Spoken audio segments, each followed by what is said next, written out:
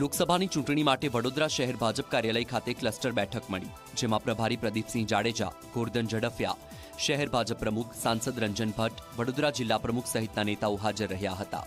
વડોદરા લોકસભામાં આવતી 7 વિધાનસભામાં ચૂંટાયેલા પ્રતિનિધિ અને સંગઠનના હોદ્દેદારો સાથે અગ્રણી નેતાઓએ ચર્ચા કરી. પ્રદીપસિંહ જાડેજાએ 5 લાખની લીડથી બેઠક જીતવા કાર્યકરો અને નેતાઓને આહવાન કર્યું છે.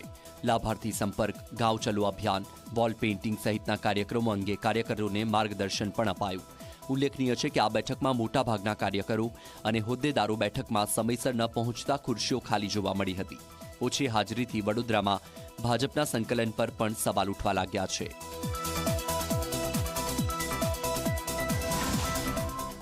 फिर एक बार मोदी सरकार गुजरात में 26 सीट भारतीय जनता पार्टी 5 लाख करता वधारे प्रचंड विजय बने ए माटेना आयोजन करवा माटे आजे अहींया बधा एकत्रित थया छे. भारत ए मोदी साहेबना नेतृत्व हेठळ विश्वनी त्रीजी महासत्ता बनवा जई रही है.